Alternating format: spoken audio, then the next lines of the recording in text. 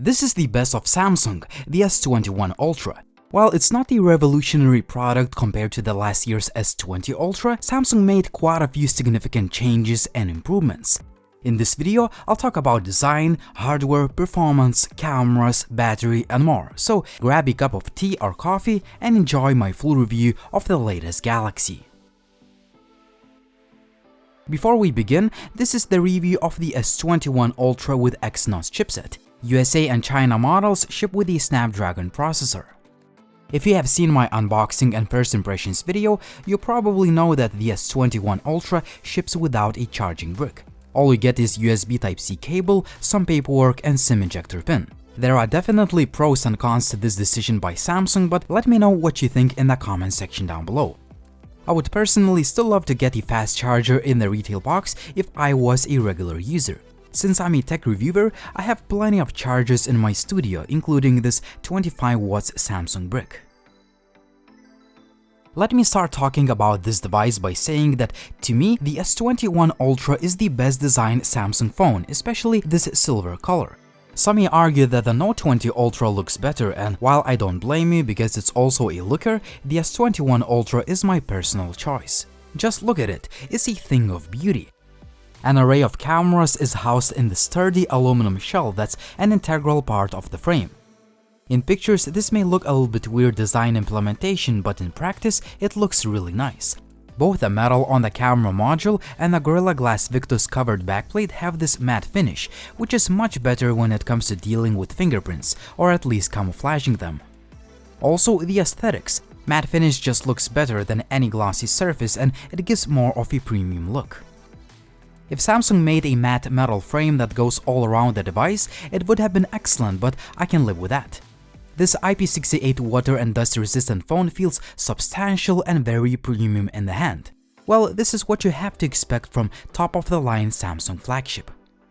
As the name implies, the Ultra is a big device, but as it has become usual, we also have S21 and the S21 Plus that are more compact.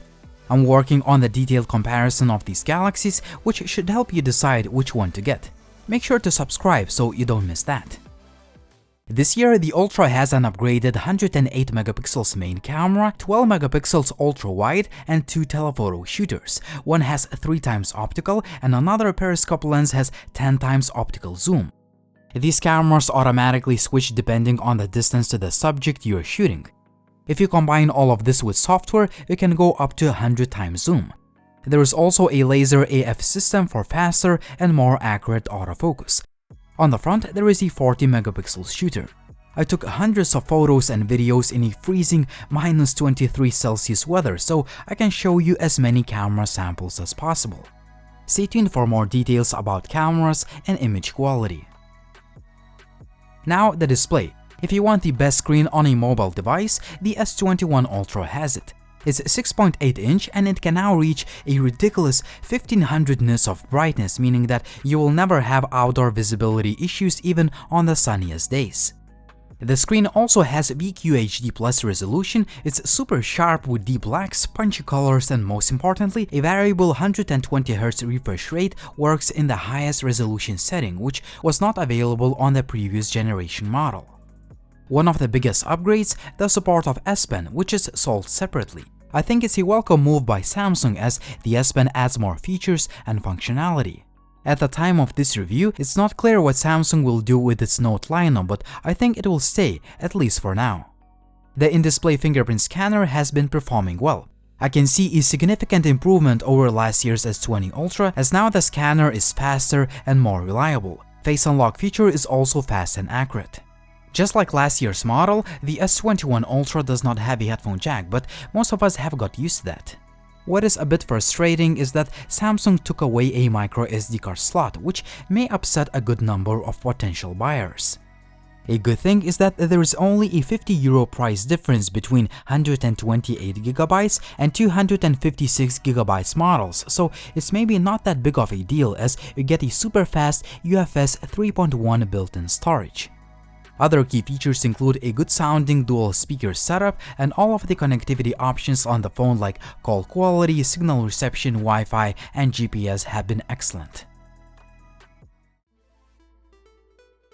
As you may expect, the Ultra ships with some serious flagship specs. As I've mentioned before, some regions will get a Snapdragon, while others an Exynos variant. Doesn't matter which chipset powers the S21 Ultra, you should expect top-notch performance no matter what you do with the device. From the latest 3D games to everyday tasks, the phone is super fast. All of the most graphically intensive games run at the highest visual settings just fine. I played my favorite titles including Asphalt Extreme, Call of Duty, PUBG, and all of them are buttery smooth. As far as user interface goes, the One UI 3.1 is built on top of Android 11 and we have all of the usual features and customization options. While others prefer stock Android, Samsung's UI has become one of my favorites in terms of look and feel, and it also offers a variety of tweaks and settings to play with. To be honest with you, I haven't noticed a single lag of the UI yet, as the phone feels smooth and responsive pretty much all the time. When it comes to cameras, the S21 Ultra is all about versatility and zoom. All of the images taken with a wide angle, regular, 3x optical and 10x optical zoom lens look great. The pictures are sharp, detailed, dynamic range is excellent, and we see a signature Samsung's color pop, the thing that most of the users like because of an instant wow factor. This is not a complaint, I like the look of the images because they are very nice out of the box without the need of further editing. Samsung did a great job when it comes to uniformity across all of the camera lenses. There are no severe color or white balance shifts, which is usually the case in cheaper phones.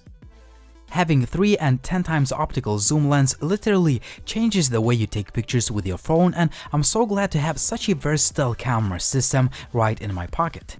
Naturally, things get worse when you start using digital zoom, even though Samsung introduced Zoom Lock, a software feature that automatically stabilizes the image.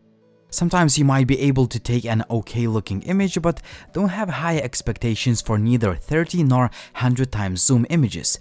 This is digital zoom after all. On the other hand, I'm still glad Samsung gave us this feature, as it's always nice to see companies push boundaries in mobile photography. You can also take 108 megapixels pictures if you plan on cropping the image and you have a lot of resolution to play with. If you don't plan doing it, just stick to the regular mode that produces near excellent looking 12 megapixels images. When it comes to portraits, the images have a bit of Zeiss lens 3D pop, which basically means that the subject stands out from the background very well and the edge definition is great even with my massive winter jacket. Really nice looking portrait images that will look great on your Insta feed. Low light camera performance is really impressive. Night mode is available on all camera lenses and you can take one of the best night shots on the phone. Really good night image quality. A 40 megapixels front firing shooter takes nice and sharp looking images in both auto and portrait modes. The latter mode does a great job with edge detection, even though software has to deal with my massive winter jacket hood. Night mode is available on a selfie camera too, and you can achieve incredible quality selfies. This is probably the best selfie image quality you can get. Selfie portraits look softer, but the background is blurred nicely and overall the pictures look nice. When it comes to video, the S21 Ultra packs a ton of features, different shooting modes and resolutions. One of the most advertised is 8K 24 FPS. It does give you a ton of detail, which is especially useful for cropping and taking snapshots. I love that Samsung improved stabilization when shooting handheld, but that is at the expense of a significant crop factor. Further, I found video playback to be choppy on my 2017 MacBook Pro, which might be starting to show its age. If you have a powerful PC to edit and a tripod, you can definitely get really sharp and detailed footage. The S21 Ultra can finally record 4K videos at 60 frames per second with all camera lenses, but there is a catch. You need to choose the lens before you hit the record button, as you cannot switch between them while you are recording the video. It may not be a big deal for you, but I hope Samsung can give this feature with future software updates. The overall 4K 60fps video quality is pretty good, especially using the wide angle and the main lens. If you plan to use 3 and 10 times zoom lens, I suggest you use a tripod to reduce the shakiness. At the time of this review, I recommend you using 4K 30fps mode, which allows you to use all of the camera lenses and you can switch between them while you are recording the video. Handheld footage is very stable and smooth, but if you plan to use 10x telephoto camera, I recommend you use a tripod. It's actually quite amazing that this phone provides good quality 10x optical zoom 4K video. The overall 4K video quality using all of the camera lenses is one of the best in the business, and you can definitely use this phone for creating online content. One of the new features, the wide-angle lens now has autofocus, which is useful both in photo and video departments. If you need near excellent stabilization, the phone now supports 60fps in super steady video mode in 1080p resolution. You can also switch between the wide angle and the main lens while you are recording the video. The stabilization is really good, but I would still use a gimbal and record videos in 4K resolution for better quality.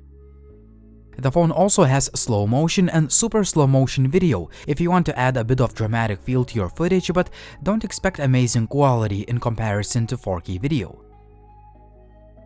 The new director's view mode allows you to record with a selfie and one of the back cameras at the same time. No, you can't record with all of the back shooters simultaneously, but you can switch between the wide angle, main and telephoto cameras quite seamlessly. 4K 60fps selfie video quality is really good and pretty stable even when shot handheld. Stabilization is not on par with the main camera, but the footage still comes out pretty smooth.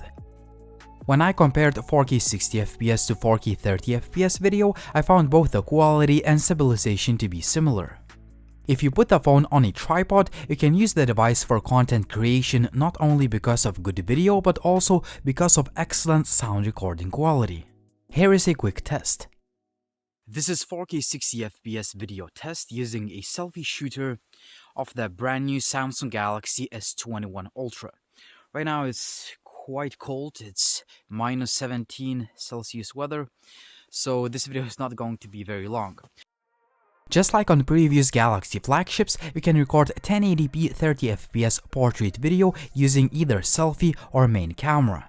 While you can notice this is an artificial blurring, I'm still quite impressed by the real-time edge detection and the overall video quality, especially given the fact that software had to deal with my oversized winter jacket hood and snow coming from all sides. This is a portrait video test using the main camera of the Samsung Galaxy S21 Ultra. I already made a test using a selfie shooter, but some of you asked me to record portrait video using the main lens. When it comes to low-light 4K 30fps video, the S21 Ultra gives you respectable results. Obviously, there is noise and grain in the footage, but you can still capture usable video. When it comes to low-light 4K 60fps video shot on a selfie camera, check it out yourself and be the judge. This is 4K 60fps video test using a selfie camera of the Samsung Galaxy S21 Ultra.